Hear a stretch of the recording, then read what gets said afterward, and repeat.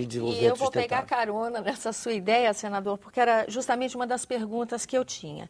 A gente vê nesses fóruns internacionais que os debates e os compromissos que envolvem sociedade civil ou mesmo o setor produtivo parecem mais ágeis, mais avanços a gente vê nesses agentes da sociedade do que propriamente nos representantes, nos governantes, né? Será que essa questão da sustentabilidade, novos modelos econômicos que o mundo está demandando, vão também levar a uma nova dinâmica nessas relações?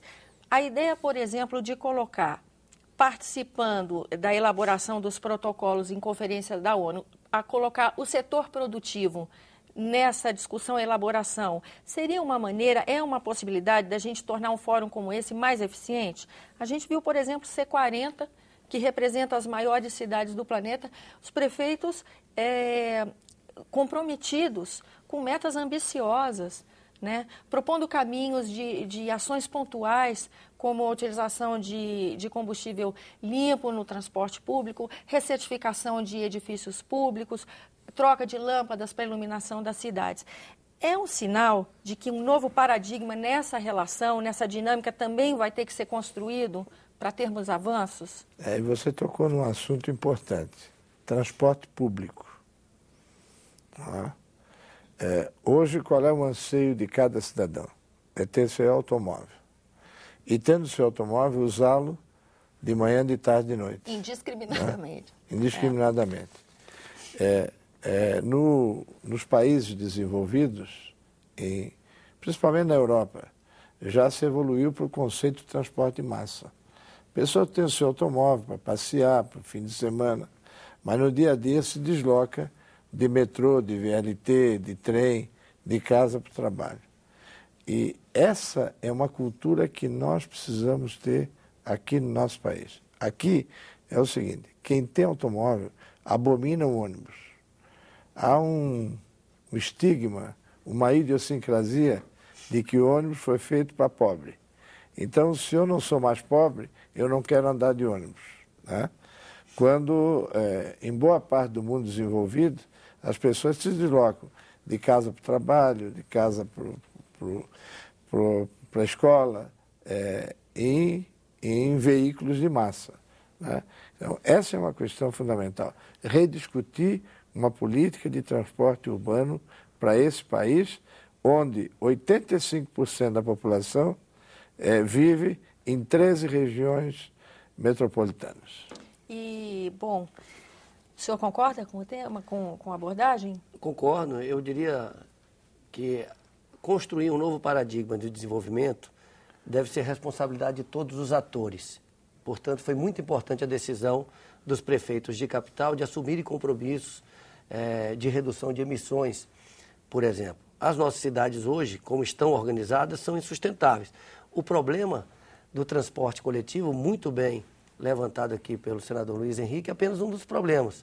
E é um desejo, acho que todo cidadão de cidade... É uma necessidade. Médio, né? Hoje as pessoas perdem um tempo imenso das suas residências para o local de trabalho por falta de transporte público de qualidade. Mas eu agregaria uma outra questão, que é um grande problema das nossas cidades e que talvez seja mais simples de resolver, que é a questão do saneamento básico.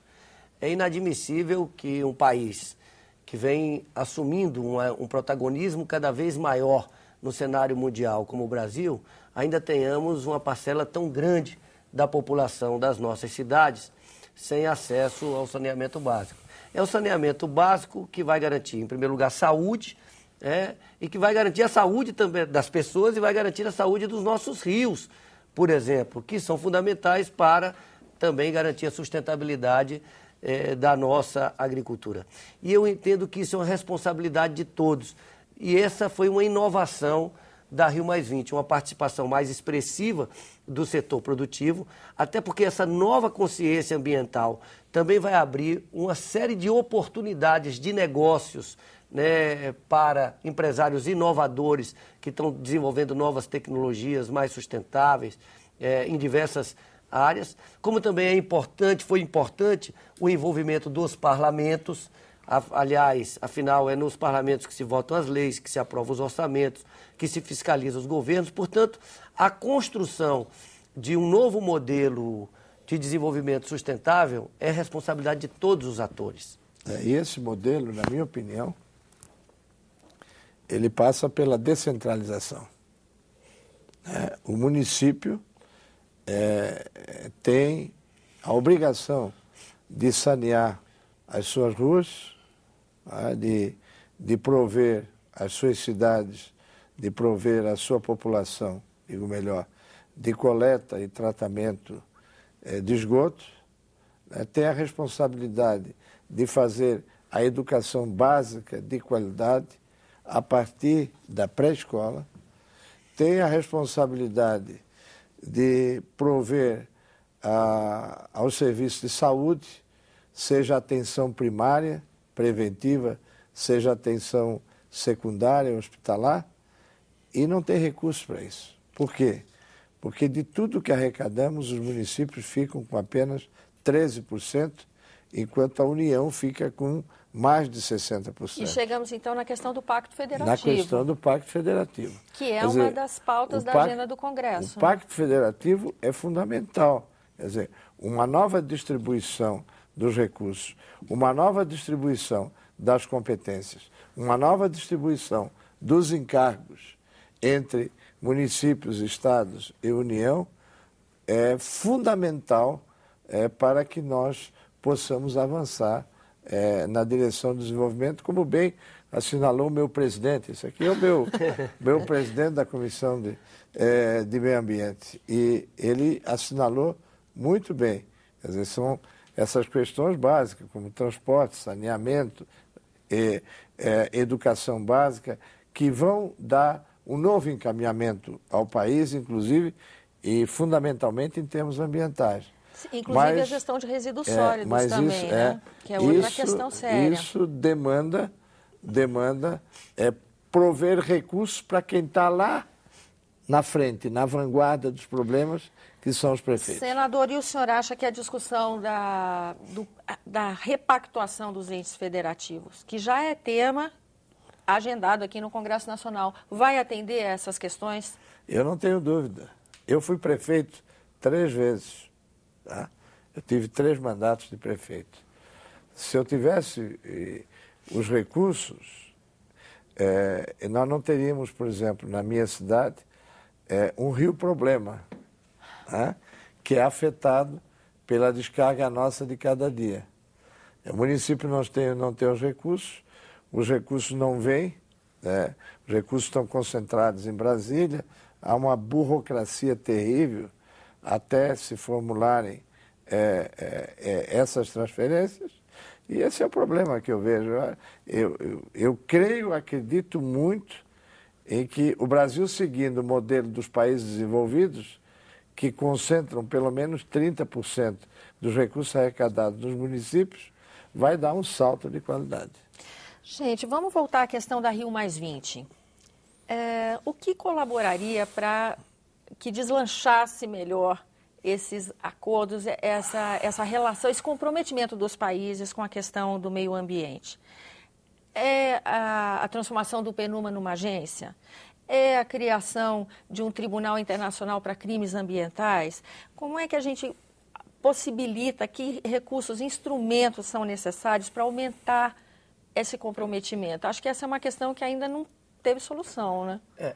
Na verdade, a grande dificuldade da Rio+20, que já havia uma previsão anterior de que isso poderia acontecer, é a dificuldade, primeiro, de que esses documentos finais, eles têm que necessariamente ser aprovados por consenso. E no momento em que nós temos 193 países presentes naquela conferência, em situações econômicas e de desenvolvimento absolutamente distintas, em que os países que têm maior poder, digamos assim, econômico e financeiro, estão passando por uma crise econômica de graves proporções. O que os faz pensar muito mais no enfrentamento dos problemas imediatos do que nos problemas que terão consequências a médio prazo.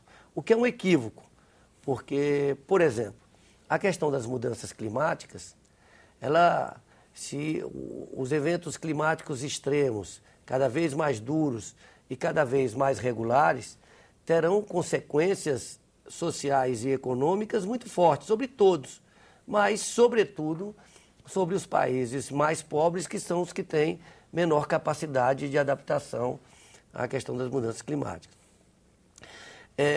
Portanto, em função dessas condições, nós tivemos um documento final tímido. Houve avanços, pequenos, na minha opinião, mas só a abertura de um processo de negociação no âmbito da ONU, visando fortalecer o PNUMA, visando construir para 2015 o que seriam metas do desenvolvimento sustentável, é sem dúvida um avanço. Mas eu diria que o que vai resolver mesmo é uma consciência global e uma pressão também no sentido de transformar em possibilidades, em alternativas econômicas, né, uma geração de negócios que permitam um mundo mais sustentável. Por exemplo, energias renováveis. O mundo precisará de energia. Precisará de energia para prover o crescimento, para fazer com que as pessoas que ainda vivem em estado de pobreza possam alçar uma condição melhor de vida. Mas será muito melhor para o planeta se a energia utilizada para isso for de fonte renovável. E isso possibilitará uma série de alternativas de negócios, né? Eu acho que... E é claro que para conduzir esse processo nós vamos precisar de lideranças internacionais expressivas e reconhecidas mundialmente. E o senhor, senador, o que acha? Eu entendo o seguinte, que a questão internacional, ela teve um elemento prejudicial, que foi a crise, né?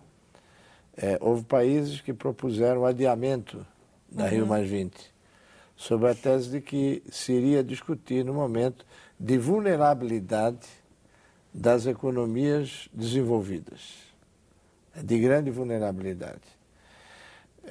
Mas eu creio que o documento, ele ao determinar, entendeu?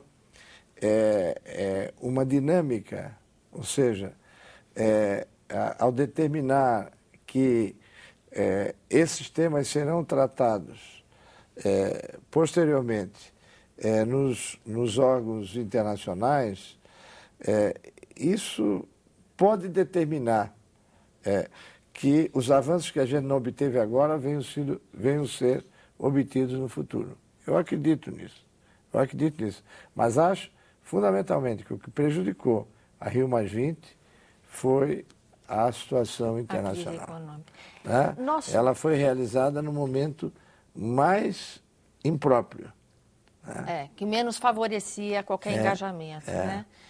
Nosso tempo se esgota e eu queria agradecer a presença de vocês aqui nesse Cidadania e de você que nos acompanha também. Muito obrigada pela atenção. Nós estivemos conversando aqui com o presidente da Comissão de Meio Ambiente do Senado Federal, o senador Rodrigo Hollenberg, e o senador Luiz Henrique, que relatou o Código Florestal e que relatou também a medida provisória do Código Florestal enviado pelo Poder Executivo aqui no Congresso Nacional. Nosso tema, as questões ligadas à sustentabilidade, as decisões que estão sendo tomadas pelo nosso país, as decisões que estão sendo tomadas no âmbito internacional. E aqui se encerra esse Cidadania. Eu sou Tânia Horman e se você quiser entrar em contato conosco, nos ligue no 0800 61 2211, a ligação é gratuita, ou acesse www.senado.gov.br/TV.